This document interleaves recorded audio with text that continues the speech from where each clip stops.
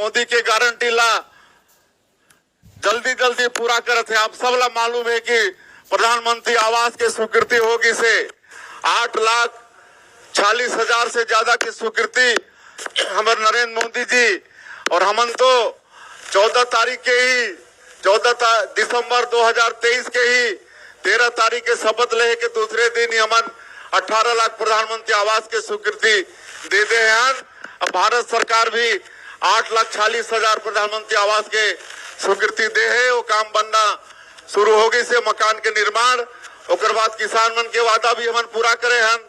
21 quintal प्रति एकड़ धान खरीदे हैं। 3100 रुपया धान के कीमत दे हैं। आज जो अंतर के राशि रही 24,72,000 किसान के 13,320 करोड़ रुपया मला एक मुश्त दे के काम आप बन के भारतीय जनता पार्टी के सरकार करीस।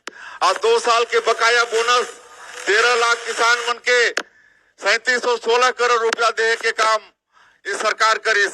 आज 70 लाख से ज्यादा हमार विवाहित माता बहनी मन के हमन मातारी बंधन योजना में हर महीना 1,000 रुपया दे के काम करत हन। बात यहाँ तक आ पहुंची है कि यदि किसानों ने गर्मी के मौसम में धान की फसल उगाई तो उन पर भारी भरकम जुर्माना लगाया जाएगा।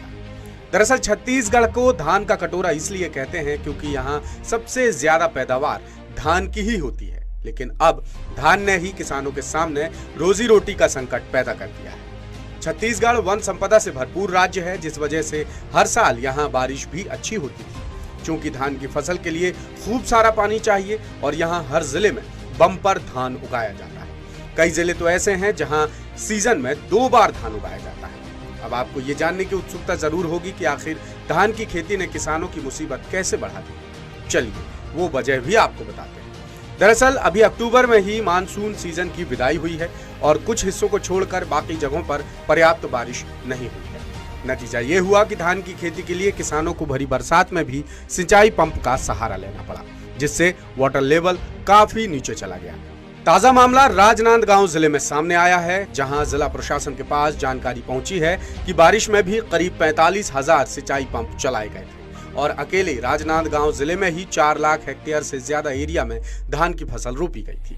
नतीजा ये हुआ कि वाटर लेवल काफी नीचे चला गया। ऐसा ही मामला धमतरी जिले में भी सामने आया, जहां ये मामले सामने आने के बाद जिला प्रशासन के होश उड़ गए। वहीं दूसरी तरफ कृषि विभाग के अधिकारियों का कहना है कि खरीफ सीजन यानी मानसून वाली फसल में ही किसानों को बारिश की मदद नहीं मिल सकी, इसलिए बरसात के मौसम में भी फसल को सूखने से बचाने के लिए सिंचाई पंप चलाने पड़े और गर्मी में तो बारिश की उम्मीद की ही नहीं जा सकती। ऐसे में यदि किसानों ने गर्मी में धान की फसल उगाई तो निश्चित तौर पर पानी का बड़ा संकट खड़ा हो जाएगा और वाटर लेवल इतना नीचे जा सकता है जिससे वाटर पंप भी फेल हो जाए।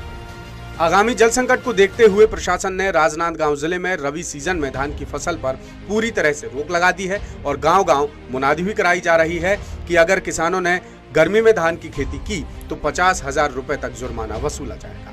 इस फैसले के बाद स्थानीय किसानों में भारी गुस्सा है। उन्होंने धरना प्रदर्शन किया और मुख्यमंत्री ध्यानाकर्षण यात्रा निकालकर प्रशासन तक अपनी बात पहुंचाई।